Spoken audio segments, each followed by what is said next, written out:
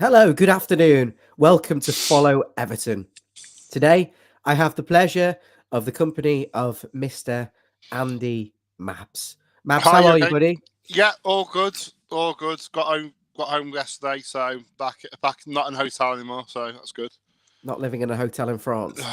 No, I wasn't in France. I was at Dover, and then I had to go to Heathrow, and then Heathrow. So it's just been a bit of a nightmare. Well, I'm glad you're back now, and Me too. your trip was okay. Your trip was okay overall, though. Yeah, well, there was a few. Meh. It was okay. A Yeah, few okay. dramas. Yeah, Um, you could say that. but glad to have you on. I've recognised you here as a founding pundit. You've been with me since day one on the channel, so I'm glad to sit you down for the next half an hour or so and talk about a massive game, which is this weekend's clash: Everton versus Aston Villa. I nearly said Leeds United, but I'm gonna I say gutted the misleads. Aston Gutted the Villa. missed it. You didn't see any of the game at all. No, because I was working. But I've seen the goal over and over and over and over and over and over and over again and again, just to make sure that it was amazing goal. I am warning everyone that this cat is probably going to disrupt this stream. It's already just tried to walk in front, so I do apologize if you see me scuffling around here. That'll be why, trying to fight him off. Good evening to Kevin and good afternoon, I should say, to Kevin and Mr. Toffees and everyone. If you're watching it back, welcome. Thanks for joining us for this preview. Yeah, Mabs, it was a great game, the Aston Villa, the Leeds United match, because it was probably We've one of preempted Aston Villa now. it was probably one of a few games this season where we've actually been 90% in control of the game, and we were the better team overall. We deserved to win. The thing, obviously, you worry about, certainly in a game like that, although Villa did. I'm going to do that throughout the whole stream. That doesn't matter. Don't worry about it. Although Leeds surrendered quite a lot of opportunities to us, we didn't really have anyone who could put the ball in the net. And it was the lucky goal, really, from Seamus Coleman. He'll do that 20 times and probably only score once. But you're right. Phenomenal goal, finish. Just phenomenal. Just wow. He's Phenomenal. got no right to score. We've actually used that word back to Roberto Martinez. Phenomenal. Really good goal, obviously. Secured the 3 points for us, but it was touch and go.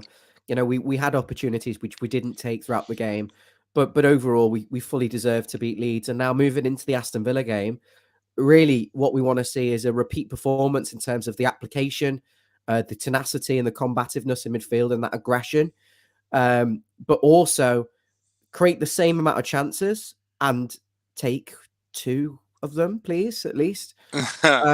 Because the reason I say that is I think Aston Villa have got quality and they're going to cause us problems. And I'd be surprised if they didn't score at Everton, I'll be honest.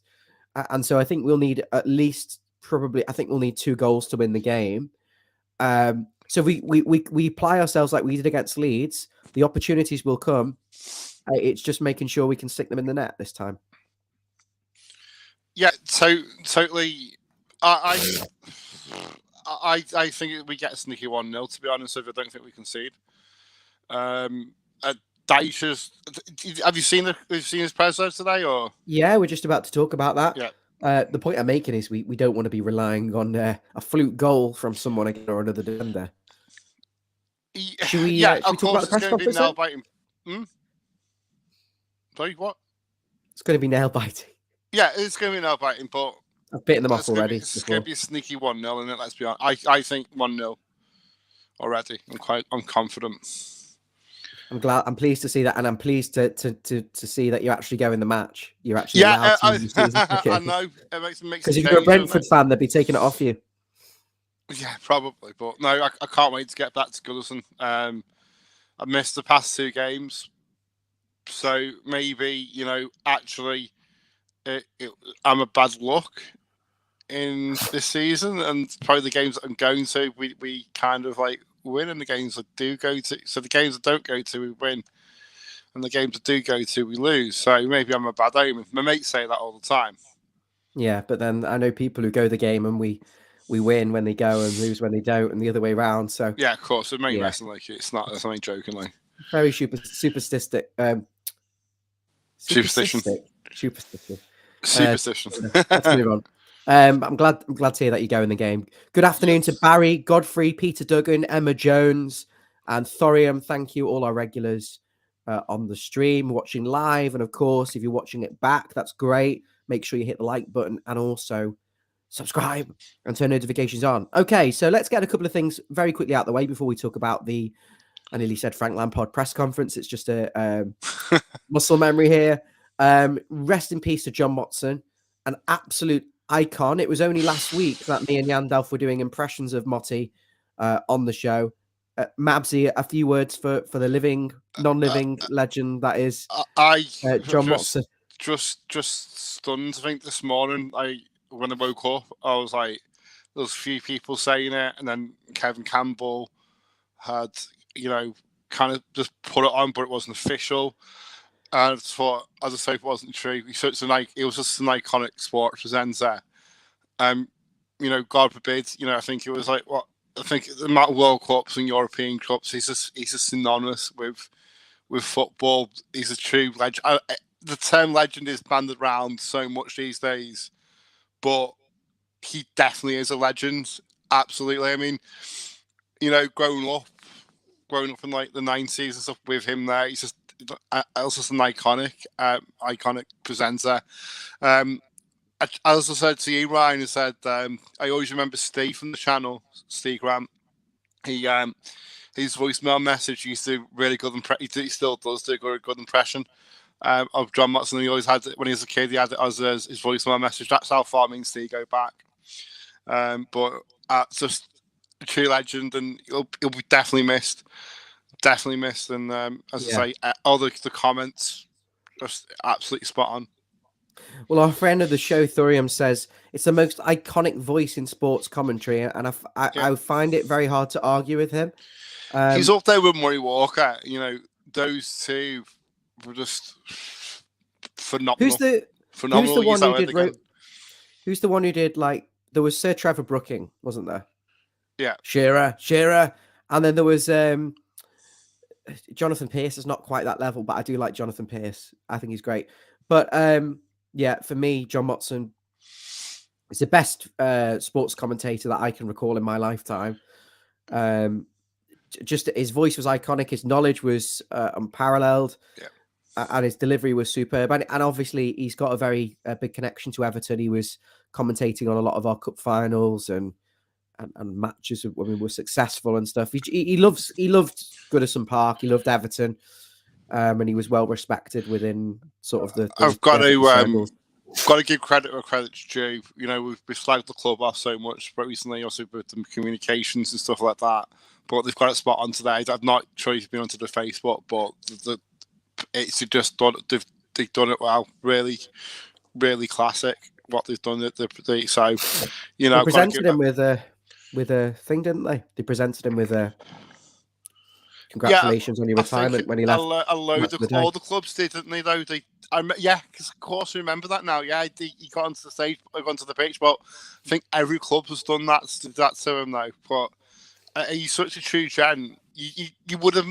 He was the type of guy that if you've been in a pub with him, he would have liked to sit down and have a pint and have a chat about football and probably about Everton because he probably knew it all, even though he wasn't Evertonian. Yeah, he wasn't. But I'm not cop-out claiming him as an Evertonian, believe me. But you'd still have a good chat because he knew it. I'm not claiming that being for a fight with John Motson, but he's just the type of guy you'd probably think he would let you have a pint with him. Absolutely, one of those people that you'd love to have had the opportunity to meet and quiz about football. But yeah, we send our well wishes to his family and rest in peace, John Motson. Yeah, rest in peace. In other news, very quickly before we move on to the main preview, Jordan Pickford has signed a new contract. I believe it's a 4-year deal. No relegation clause in there, but hopefully there's something about wages in case we do go down. Mabsy, your 1 minute reaction to Jordan Pickford. That's good because I was scared of losing him for a pittance if we did go down or whatever. Because obviously, if you signed a new contract, he's shown his commitment to the club, and you can see it on the pitch. You know what I mean? You do he loves the club. You can see it. He's He good. looks settled. Yeah. For the first time, you'd say, and probably, it took him two years maybe to settle down and stop making mistakes, for example, and He still has a really, mistake in him, but you know what? yeah, He's still good. He's still a good keeper.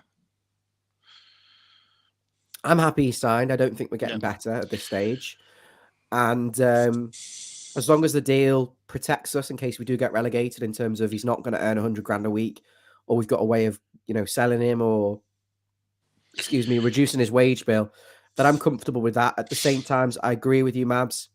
We don't want to lose one of our main assets. One of our main assets on a free transfer or very low fee because of the club's predicament financially. So I'm glad he's been tied down. We're not getting a better keeper than him.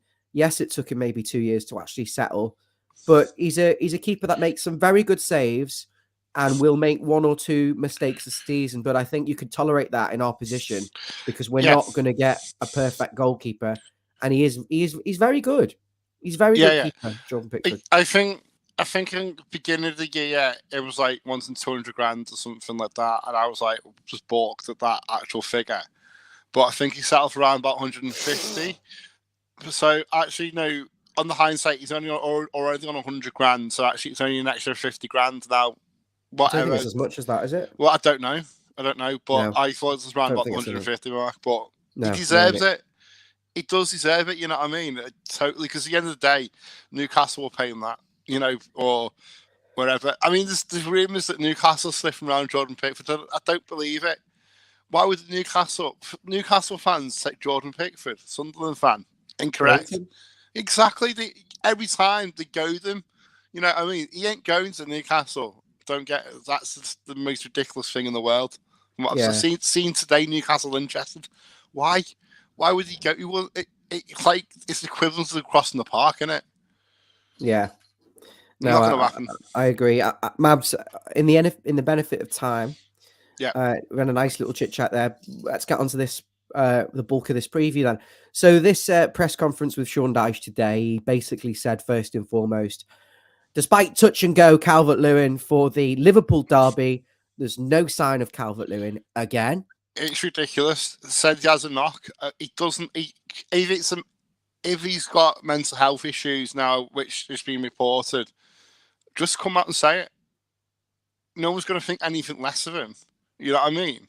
Just come up with the truth and say he's a slight knock. Well, if it's a slight knock, he should be fit to play. He was very good against Arsenal for 60 minutes. It looked like the old Calvert-Lewin in terms of his general play. He looked like he had, if he'd kept playing, at that standard, the goals would follow. He looked top draw. Very disappointed to see him get subbed off. Very disappointed to see that he missed the derby and the Leeds game. Thankfully, we crumbled or scraped a win, really. A deserved win, but, in terms of the 1-0 goal, it was a scraped win. And I do worry how many more times we can do that without Calvert-Lewin. At the same time, talking about him every single bloody week, it's becoming tiresome because, it's a situation that's gone on for, nearly 2 years. He's not going to be a player that we can rely on, and he should have been replaced in the summer and took the pressure off him. Or in January, when we were promised one. Shouldn't have sold Richarlison was basically the second striker who covered for Calvert-Lewin when Calvert-Lewin was injured or played with him when fit, and we had other options on the wing. And he had to be sold, though, didn't he? He had to be sold because of the FFP to put the Premier League to bed, and that we should have just signed. We needed a striker to replace Richarlison. He's about to walk across the screen. This is ridiculous. Can you just sit near? People know. It's the joys of it. This is us. We're rough and ready fan channel. We're not polished or anything. Or it's just we got like a fan channel cat. It's boss. Which is now going past. Okay. See you soon. Right. Where was I? We should have signed. We've talked about it to the cows come home. We're not going to go into massive detail. We should have signed a striker. That's the priority in the summer to replace Richarlison, an out-and-out one. because, Calvert-Lewin couldn't be relied on at that point, and it was naive to think Calvert-Lewin was then going to suddenly have a full season, not missing any games or playing 36, 37 games out of a possible, 38 plus cup games. Not that we play many cup games, but yeah, we should have done that, because what we've done is left ourselves desperately short up front, where we don't have the Richarlison who would cover for him or play with him. And now we don't have the Calvert-Lewin. And we're talking about bottom. We've now got options. The options are Ellis Sims or Neil Lope. I'm not quite sure which option you'd go with, because we saw signs that Ellis Sims did well off the bench against Leeds and created a good chance, which Decore should have scored from. But then the question to you is, should you stick with a winning team and give Neil Maupay, who, although he didn't score, had one cleared off the line, header, and worked admirably against Leeds? Well, yeah, I mean, as I say, you probably would. I would be sticking. You shouldn't be changing a winning team unless you really have to. At the end of the day, confidence breeds confidence in these players, and that's what we need. So, give them a shot and say, as I think Dyche knows, I reckon he will field the same team. Yeah. Personally, I can't see. What, sorry? I suspect he will. Yeah. Your internet connection isn't mine. It's a bit like. No, it'll be me. Right, okay. Can you hear me now? You're skitting Jeff for a bad internet connection. You've got the same, right? Can you hear me? Yeah, I can hear you. Never been able to hear you. I think my signal is crap in this office. I need to do something about it. As I just said, you said you're skitting Jeff for his bad internet signal. You've got quite literally the same. I'll get a booster. Can you hear me? Yeah, I can hear you, yeah. Yeah, I can hear you. I'll get a booster. Okay. Sorry about that, guys. Yeah, so we did sit with the same team. In other team news, just to give you, if you didn't have a chance to watch the press conference, Nathan Patterson has a small knock on his knee, so won't quite be ready for this game. He got that in an under-23s match, under-21s game. You've also got James Garner and... Hello? I'm listening to you. Sorry. Okay, so yes, James Garner, isn't it? And then also, did you find weird that he left out Townsend? No one talks about him. He's not going to play for Everton again. But no, I found it quite weird, because obviously the reporter had to ask him about Townsend. Oh yeah, Townsend. You're like, so weird that. I just find like, And then obviously Onana, he's actually fit, isn't he? Yeah, I do apologise. I don't know what it is with my house, but I get 1 bar of phone signal. I need to move off 3. They're shite. And this Wi-Fi, I think the Wi-Fi speed is fast, but the position of my laptop isn't great. Yeah, so just to confirm what Mabsy says, Onana is fit. He's training, playing with a small knock at the moment, but it's not enough to put him out. And Nathan Patterson won't be available yet. Not. But nothing serious. And James Garner is training with the group, but isn't 100% match fit. But he'll have that game. I expect we'll see James Garner on the bench against Aston Villa, and give us another option as well. I mean, do you notice as well? Onana's got a slight knock and is fit to play. Calvert-Lewin's got a slight knock and suddenly not fit. He's not fit to play. It's one of the two, isn't it? It is just, honestly, I think sometimes these managers just need to come out and just say what's what with him. Is he refusing to play? Is he, which I probably don't think so. Yeah. Is he mentally not right? That'll probably be it. And you know what? There's no bunch of supporters more supportive than Everton fans. And if he's suffering mental health issues, which has been reported, then you know what? We'll all wrap around. You know what I mean? Come together to him, like we did with what's his? Who was that one? Lennon. What's his name? Aaron Lennon. Yeah. Yeah. Personally, I don't want to speculate on what he does and doesn't have with his mental health. Okay, sorry, I shouldn't say that. I think objectively, he probably is having some chronic injury problems that aren't healing. and his body is messed up, and I really don't think we can count on him. And I think it's wrong of the club to have put him in that position where we're relying on him as a number 9 to play week in, week out. He should have been replaced, and then he can still come on and play as a substitute or in certain games or play up front with this person and get himself back to where he needs to. But to throw all your eggs in one basket was extremely naive, and I think that's a topic we can discuss over and over. But just in the interest of Michelle promised us a striker. We were promised a striker, yeah, but Daddy promised me a PlayStation for Christmas, and they sold out everywhere. Good afternoon to Football Fan 2023, the Blues, Mr. Blue Skies, Jetterix, and Rich. So thank you for joining the stream. So we've just given you the team news, pretty much. The only one we think could come back into the fold is James Garner. Mabsy did bring up Andros Townsend as well. He's had a setback. Who wouldn't define it as a setback. He wouldn't give a time as when he's going to be fit, which means it's an unspecified injury, which I've said this for months and months. He's been out for 12 months. His contract's up in June. He won't play for Everton again. Even if he does come on the pitch, it'll be, April or something. And, he's not going to suddenly start... Excuse me, I'm still a bit under the weather. Starting games for us. I might have to sneeze, in which case I'll banish. But yeah, so it's pretty much the same squad, Mabs. And we've got a lot of central defenders. You've got Ben Godfrey fully fit, Mason Holgate, Michael Keane, Yerry Mina stayed fit. You've got a lot of centre backs. You suspect one of them won't be on the bench, and James Garner will come in on the bench. But there's not a lot of options up front apart from potentially Damari Gray. Good afternoon, Dave and Nikki, by the way. Damari Gray, a player that he's the most talented player in the Everton squad, but yet he can't get in. Is this a fitness issue or is this purely tactical?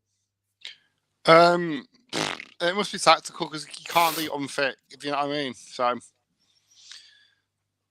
but Damari Gray is tactical because he doesn't defend as well as the others. Exactly, doesn't track back and stuff like that. So it is tactical, isn't it? You can see that. And and it's just like, yeah. So Aston Villa, they're not having the best season. They're our opponents. We've given you the team news. We've given you the injury news and the team news already for Everton. So if you're just joining, you'll need to rewind a little bit. But in terms of Aston Villa, we'll tell you who's available for them right now. They haven't got many injuries. Diego Carlos is injured at the moment, and former Everton goalkeeper Robin Olsen is touch and go, but he doesn't start for them anyway. They've got that Argentinian goalkeeper who's very disliked. So they've got pretty much everyone available, including that Leon Bailey, who tore us a new one at the Aston Villa Stadium last season.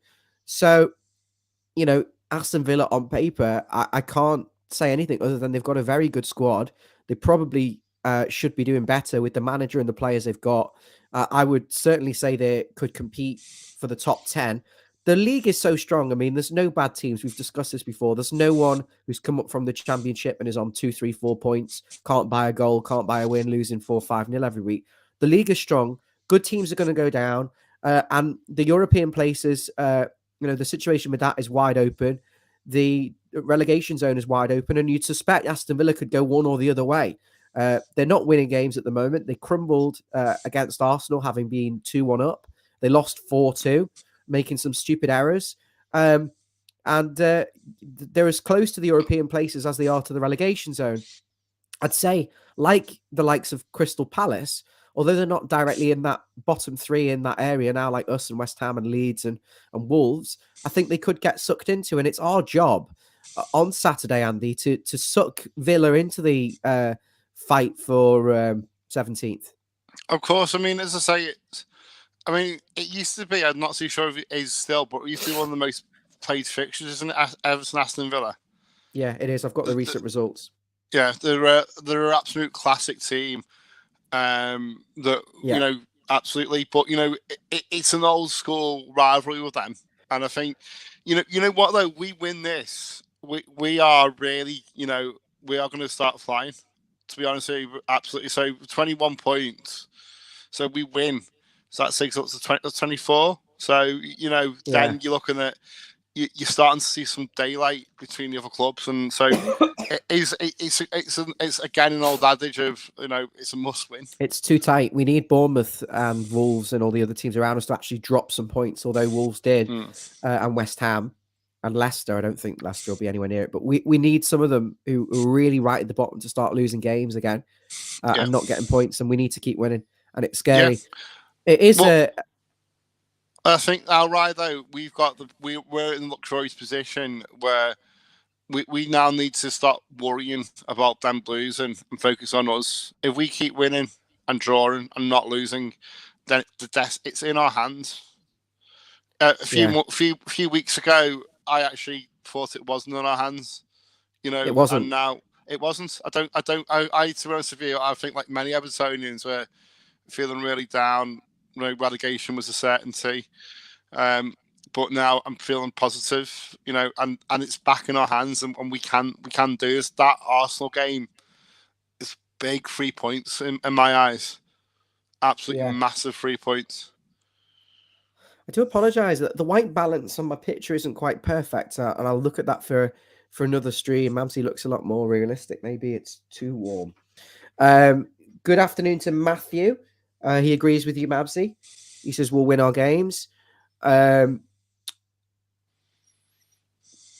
Just looking at the comments, keep them coming in. Everton have beaten Aston Villa 82 times in their history. And they've lost 84 times and drawn 85 times, and drawn 60. So it's fairly even, really. Yeah. But there's been large spells, certainly in the 60s. Everton beat them pretty much every single time from 61 through to 67. And then Villa must have disappeared off the face of the earth in 1967. Or was that Everton who got relegated? I'm not sure. But it's the 50s, wasn't it? We got relegated. Thought so. Then there's another period of kind of just win, lose, draw. But certainly here between 93, I was born in 1993. Between February 93 and 2001, Everton only beat them once. So, yeah, and they played each other every year, home and away. Everton only beat them once in like 7-8 years. And then Villa went down. Yeah, Villa have been relegated. Everton were resurgent, certainly under the Moyes prime. We got a lot of draws against them, but we struggled because Villa were fighting really for top 6 with us and Spurs, but we were the best of the rest for a number of years, really. We always say we were a couple of players away. 2012 to 2016, we won pretty much every match there. We played them like 1, 2, 3, 4, 5, 6, 7, 8, 9, 10 times. And then since 2019, which is the most important, since they've been promoted, Mabsy, in 2019, so coming up to 4 years, we haven't beaten Aston Villa, home or away. We're due a win then, aren't we? We're due a win. The last results were a 2-1 defeat earlier in the season, where Amadou Onana made his debut coming off the bench. It's the first time he ran into the box. He gave it away and then ran up the box and set up a goal, but really a bit of a mess. We lost 3-0 to them in 2021. We lost to Goodison Park to them 1-0. There was a 0-0 draw in there and another 1-1 draw and a 2-1 defeat. And it's not been great, Mabsy. Our decline from 2019 onwards, where the standard of players has gone from Bernard, Andre Gomez, Alan, James to scraping around. Not that they achieve what they should have done, but you're just saying on paper they had pedigrees. What we've got now, we can't even compete with this team who've come up, but they've invested heavily, and I think they needed a manager to kind of guide a team on paper, which is quite strong. There are areas we can get at them, as people in the comments are saying, Mabsy. It's going to be about turning that defense around. Tyrone Mings is suspect. Luca Dean is suspect defensively, but I think Luca would probably. Lucas Dean has always been, I mean, as I say, he was good as attacking left back, but wasn't good at his job of defending. I've always said that. Well, I think Luca Dean underrated. I think in terms of his offensive contribution, he's outstanding. Far better than we've got with Michaelenko. But yeah, I mean, he was prone to getting dribble past, but then I've seen that with Miko, although he was very good against Leeds. We've got to get at that Leeds defence, and that's big question with you. Aston Villa defense. I'm going to do this so many times. Every frigging preview. Can't get the staff. What's his name? Iwobi versus Dean. I think Dean won't mind playing against Iwobi, but I think Dean really wouldn't pacey winger who can go past you like Damari Gray. It does look like I've got bad sunburn. What is going on? Is it the colours? Mabsy, Luca Dean then. I mean, is that somewhere you target, do you think? Or would you go at the other end? Matty Cash is a good defender, actually, in fairness. Luca Dean's got a mistake in him. Luca Dean is not a great defender. As I said, I think you push him down the left wing and you'll get a result, it'll open up. I mean, at the end of the day, it's old club, isn't it? So you might up his game a little bit. But apparently they're all being pissed off at him, from what I've heard. One of the guy once we're going to Chippy, there was Steve Blue. I've met Steve Blue a few times. Old fan friend. Steve Blue, Steve Blue, is it? Steve Ellie, yeah. Yeah. We just call him Steve Blue.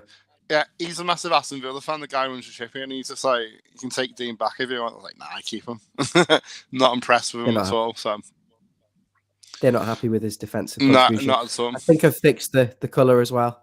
I've gone for a warmer light on the face, and then the background was basically like a very warm colour, so I've put it at white. So I do apologise about that. I think it's a bit better now. Yeah.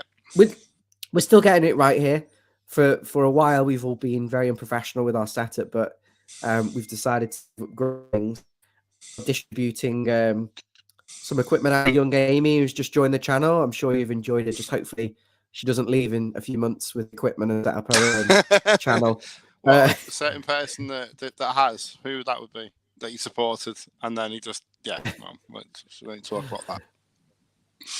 What we will say though, on a more note, that Everton Aston Villa is an iconic fixture at Goodison Park, 3:00, and the last couple of games, I think they've been home wins for Everton. So there's a bit of positivity there. I do apologise for the signal issue today. I will sort it. I don't know what the hell's going on, but able to hear me pretty much throughout. Sorry, Stevie's appearing with nowhere. For God's sake. What's going on? What? Oh, hang on. What, Stevie? Oh, hi, Steve. Can't hear you. Oh, classic Stevie. On mute, Steve. On mute. Here we go. Hello? No, I can't hear him. Is he on his bike or something? I don't get it. Or is he with JJ? Or can't hear you. No sound.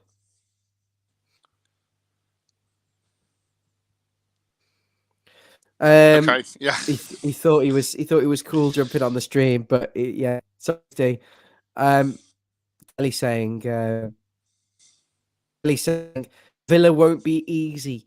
They're one of those teams you don't really know what to expect with Aston Villa, though, do you? You don't know whether you're going to get. You look at them on paper and you see Watkins and Coutinho, and you think you've got potential to really cause us problems, but then you watch them and they lose a lot of games. As Kelly's saying, thank you so much for this, Kelly. She's saying last 6 games, Villa have won 4 and drawn 2. Yes. Hang on. Is that in the league now, the season? Can't be. In the league. Keep talking a second, Mabsy. Okay. So no, I just think I don't know it's not going to be easy. That's why I think we'll just get a sneaky 1-0 like we did against Leeds. We'll get some luck. I really do believe we get some luck. We're starting to pull away, getting some daylight, getting points on the board. Oh, I'm just full of cliches today. Yeah.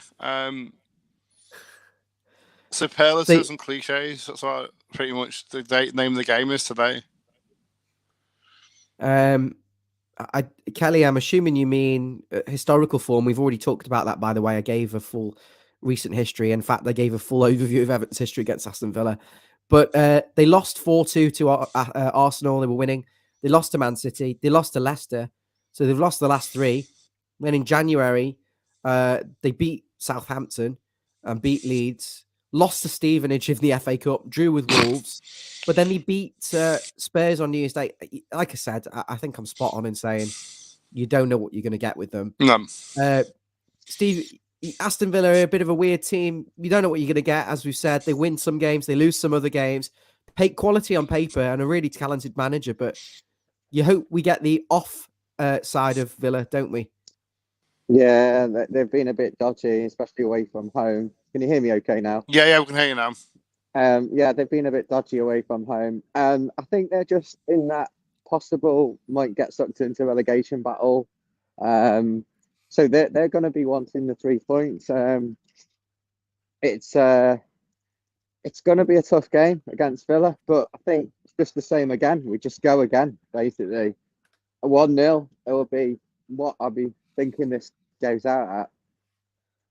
We can just keep doing this. We did it in 2004. We just kept winning every game 1-0. That's all we need to do. But it's a tough ask because without the strikers contributing towards the goals, we're basically asking the defenders to nick a goal. So it's really a tough ask. I mean, you just can't see where the goals are coming from. So God knows what the Villa team talk is like when they're trying to actually pinpoint where the Everton threat's coming from. But We'll probably all go off and have a cup of tea at that point. Yeah, but we're still doing it, aren't we? We're still getting the odds like little look like that Coleman goal against Leeds. So I still keep watching it. I'm thinking, what a goal! Oh, how much was fantastic goal, wasn't it, Motson? How much was he again? Was he about 6 million? No, I don't think so. I think it might be a little bit cheaper than that. Yeah.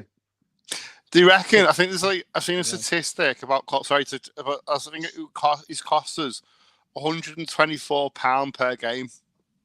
It's getting cheaper, isn't it, as well? Yeah. Every game he plays, it gets cheaper, yeah. Just on Seamus Coleman, though, he really peaked. I'm on 10% battery, by the way, so we've only got 5 minutes. I've got to go in a sec. I thought you might want Motti's view on the Villa match. Go on, then.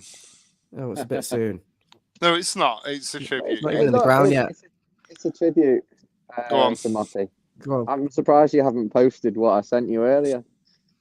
Well, I have to say, Mabsy and Ryan, it's John Motson was one of the most fantastic sports commentators of all time, and it's very sad news today that he won't be commentating for Everton against Villa, but has narrated Everton's history. A trio of midfielders, including Kendall and Ball and Harvey. But of course, the big match at the weekend is Everton against Villa. Everton going on a run now, 2 wins out of 3, which is more than Frank Lampard managed with just 3 from 19. But Motti, we take our hats off to you because you certainly made our lives enhanced. So, any questions for Motti?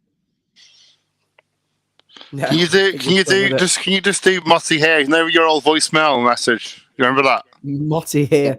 Motti here, and well, you have to say Everton's going for an anti-relegation battle. If they can see if they can win this game 1-0, statistically they've won most games 1-0, so that might be the chance that they've got it at Goodison Park, where a capacity crowd will be seeing them on with blue frames. Thank you, Steve. Thanks, Steve. Very good. Yeah. Mabsy, I want your lineup and your prediction before we wrap things up here. I think, as I said, 1-0, and I'm going to go with the same team against Leeds. I'm also going to go with 1-0. I think it'll be a goal from a set piece. I don't think we have real other ways of scoring with this 11. Although I would be tempted to bring in Damari Gray. Do we need to go with a midfield 3 again? I didn't think Onana played well against Leeds. I've got to be honest. I thought he was the worst of the 3. And I thought Garner and Doucouré were excellent and they kind of carried him. I didn't think he had his best performance offensively or defensively. But I don't think Dyche will change it. There's been clamour for Ben Godfrey to come in at left back. There's been people asking for Damari Gray, Patterson. He's not going to be available. James Garner. I think you can't change your winning team. No. I'd like to see Damari Gray at least get some minutes off the bench and run at Luca Dean and try and create something. But look, it isn't going to be about crossing the ball as much into a centre forward if you've got Neil Maupay. It's going to be it's just trying to create chances through set pieces, through good movement, through good interchange, and hopefully we can get the result, Mabsy. I'm going to go with the same team at this stage, but I do want to see a bit more Damari Gray earlier in the game, really, when he can influence it rather than coming on late. I think it's harder to come on late as well to shut up shop. But I think he's saving him, for when we're chasing a goal. Just thanks you all for joining us. Thank you, Mabsy, of course. And we'll be back for the pre-match show. Just to let you know, on Saturday, it's Jeff for pre-match show. And the post-match reaction is Jeff. So Go and help him out because there's no one else available that I know of. We're all at the match. Yep. And Stevie's got a prior engagement, so he's not going to be available. And John, who also is not based in Liverpool, who doesn't go to the games very often, is not available. He's on holiday. But yeah, we would like to see more crosses. But I think, Kelly, what you're saying about crossing the ball more, I think you've got to have the players getting into the box. Decore and Onana have got to continue getting into the box onto the end of the crosses. And Mopé, and he's got to anticipate things a bit better. The winger on the other side, whether that's Iwobi or McNeil, also has got to get into the end of the box, and the fullbacks as well. And I think sometimes we're a little bit slow to react to crossing situations. Got to make sure we mop up all the second balls, snuff out Aston Villa's very good threat from around the edge of the box. Make sure we're not afraid to make silly fouls when they play on transition against us. Stop Coutinho shooting on his left foot outside the edge of the box as well. So they're little tactical details that I think we've got to be aware of. Try and target maybe Mings, try and wind him up, force them into making some mistakes, get Aston Villa turning back their own way, get the ball into the box, yes, but it's got to be, people have got to commit to get into the box onto the end of it. Otherwise, it's just a bit redundant. But I do think, Ellis Sims could start this game potentially as well on that basis. But we'll see. Interesting. Good chat. I hope we've covered most things. I'm sure we haven't gone into a lot of detail, really, maybe on Aston Villa tactically and us tactically, but I think we've seen what Everton are going to do, what they're going to play like. We think we know what the team's going to be. We know who's going to be available. I think we just got to try and get under Aston Villa's skin. Don't let them settle. And get them turned towards their other goal, but be very mindful of their quality on the counter-attack and certainly the shots from outside the box from the likes of Coutinho. Yep, absolutely. Anything to add? Nope, absolutely. I just can't wait to get back. Can't wait to get to Goodison and up the toffees. Up the toffees. Thanks, Mabs. See you later. Thank you, guys. Make sure you like and subscribe. We'll see you soon. Bye-bye.